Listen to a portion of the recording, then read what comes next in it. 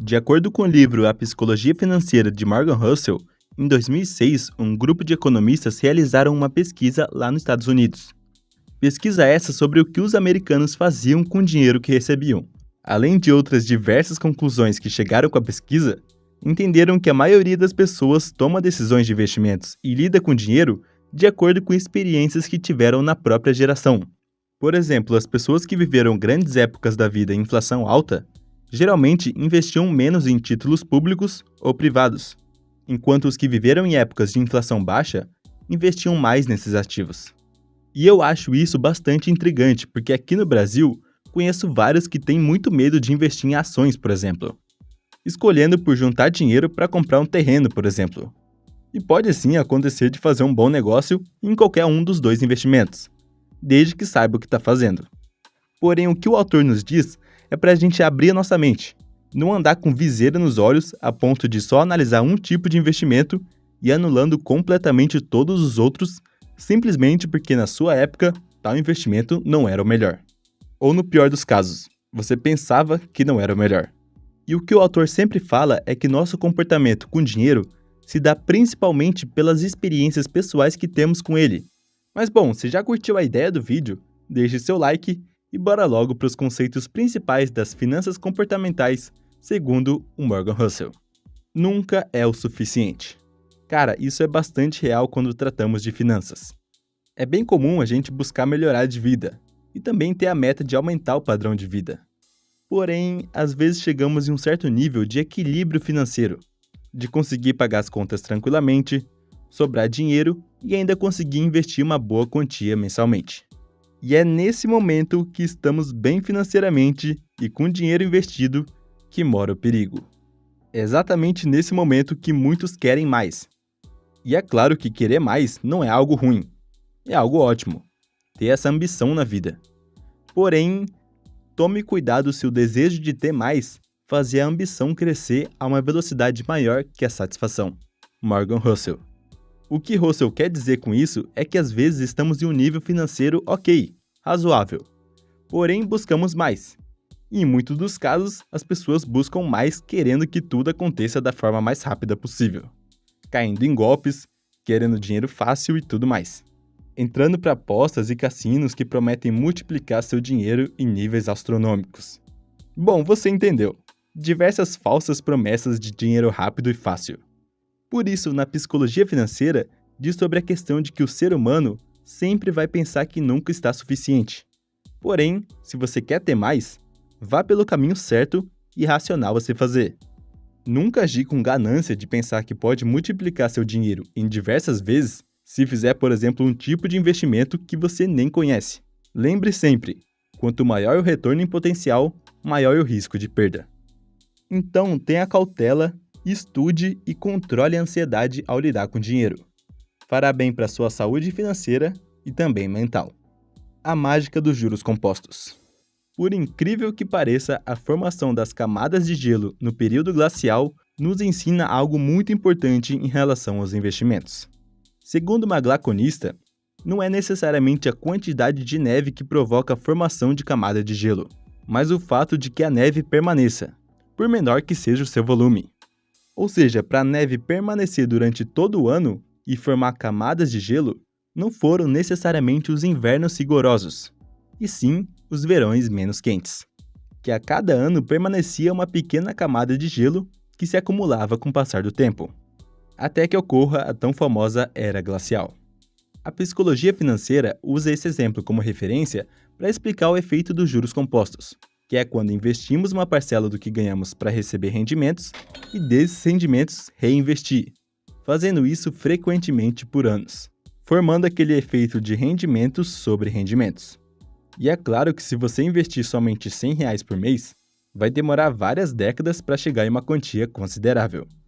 Por isso a constância de investir frequentemente é tão importante, porque você fazendo isso aliado a maiores aportes mensais, vai acelerar o processo dos juros compostos, de rendimentos sobre rendimentos.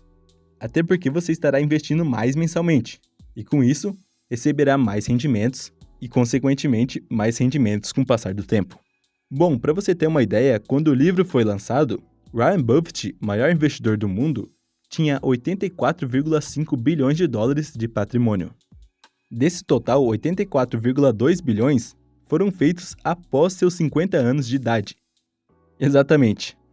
É claro que ele entende muito sobre o mercado de ações, porém o que esse gráfico nos mostra é que o tempo foi um fator essencial para o sucesso nos investimentos dele, até porque ele começou a investir quando ainda era uma criança. Literalmente investiu durante sua vida toda. Por isso que sempre falo que o tempo é o maior aliado dos investimentos.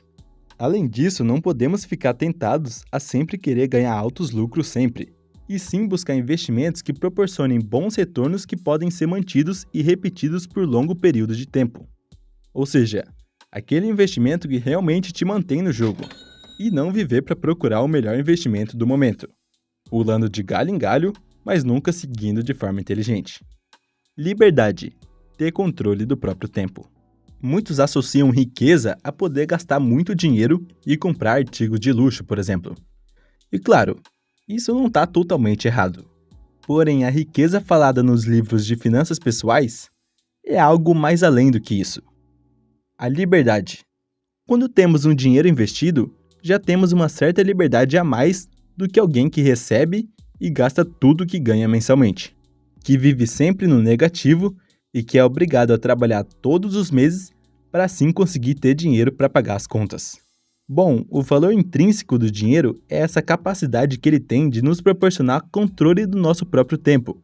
Porque veja só, um pequeno volume de riqueza é a gente poder tirar alguns dias de folga quando ficarmos doentes, sem que prejudique nossas contas.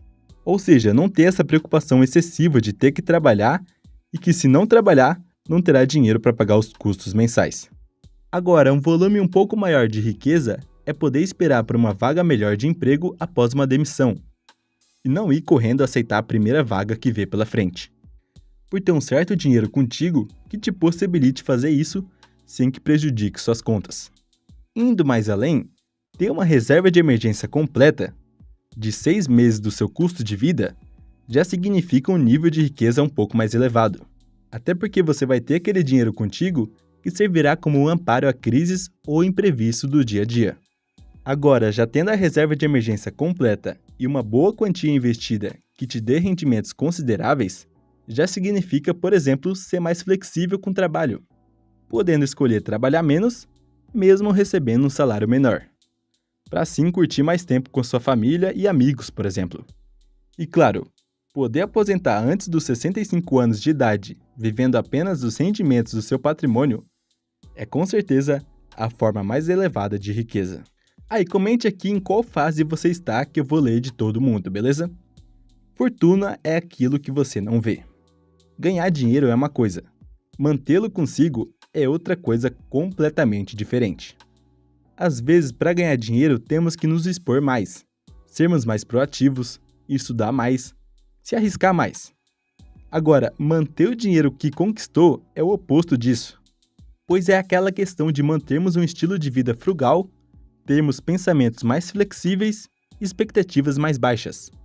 Com tudo isso alinhado, conseguimos ter boas decisões ao gastar nosso dinheiro e também ao investir nosso dinheiro. Mais do que grandes retornos, o que quero é ser a prova de falências. E se eu for a prova de falências, de fato acredito que vou ter os maiores retornos, porque serei capaz de permanecer no jogo por tempo suficiente para que os juros compostos façam maravilhas. E é claro que falando assim parece ser muito fácil, porém ao longo do caminho nos investimentos, todos nós passaremos por períodos de crise, e é aí que muitos acabam desistindo. Além de também muitos caírem em armadilhas de ganhos fáceis que se transformam em perdas. Mas agora, quando falamos de fortuna, entendemos que é completamente diferente de apenas ser rico. A fortuna é a receita não gasta. É aquele dinheiro que ficou contigo. É como o exemplo que sempre falo aqui no canal, do fluxo e do estoque. O seu fluxo é sua renda. Já seu estoque é o patrimônio investido, denominado de fortuna no livro. Muitos que ganham e gastam tudo não possuem fortuna realmente. Claro, podem ganhar muito bem e possuir muitas coisas, vivendo um padrão de vida elevado. Porém, se caso essa torneira do fluxo fechar, não terá para onde correr. A crise vai aparecer. Bom, já ouvimos relatos de muitos herdeiros que perderam tudo por não saber administrar o dinheiro. além de também muitos ganhadores de loteria e por aí vai. Bom, exemplo é o que não falta. O valor da fortuna está em nos proporcionar flexibilidade e crescimento para, no longo prazo, comprar mais coisas do que é capaz hoje. Pois veja bem, alguém com 50 mil reais hoje pode comprar um carro e ver grande parte do seu dinheiro ir embora. Ou pode escolher por comprar um carro mais simples e investir esse dinheiro, com o hábito de investir mais todos os meses, para que daqui a alguns anos possa comprar um carro melhor sem comprometer seu orçamento e ainda tendo dinheiro investido. A fortuna é recusar bobeiras, é ter autocontrole de não gastar o dinheiro que você ganhar de forma desnecessária. É exatamente formar seu estoque. E claro, se você tiver um alto fluxo de renda, consegue formar uma fortuna muito mais rapidamente. Até porque vai conseguir poupar uma quantia maior todos os meses para estoque. E cara, a partir de um determinado nível que você tiver de fluxo de renda, o que vai ser crucial é não alimentar seu ego. Ou seja, uma das formas de aumentar seu estoque é exatamente aumentando sua humildade. Até porque quando começamos a receber mais, ficamos tentados a gastar para mostrar aos outros que estamos bem. E nós podemos poupar mais dinheiro sendo exatamente o oposto disso. Ou seja, nos importando menos com a opinião das outras pessoas. Evite os extremos do planejamento financeiro. Dito tudo isso, você pode estar pensando em sempre poupar quase tudo que ganhar, gastando somente para sua própria sobrevivência. Mas calma, uma coisa que acontece todo dia são pessoas que tinham um plano e seguiam, mas desistem desse tal plano por mudar o pensamento a respeito de tal objetivo. E isso pode acontecer se você viver sempre regrado demais, sem gastar com nada e viver só trabalhando para ganhar mais, sem ter vida social e por aí vai. E é claro que no começo, para alcançar aquele equilíbrio financeiro, precisamos dar um gás maior. Porém, não podemos viver a vida sempre gastando o mínimo e não abrir mão para nada. Porque vivendo assim, as chances de a gente desistir do plano e jogar tudo pro alto são grandes. E lembre que a questão é se manter por longos períodos. Então aproveite o agora, mas com consciência financeira. E será essa que vai te manter no jogo por tempo suficiente. E não comece a investir antes de ver esse vídeo que está aqui na tela, em que falo sobre os principais tipos de investimentos e o passo a passo de como começar a investir. Muito obrigado por assistir o vídeo até aqui e até o próximo.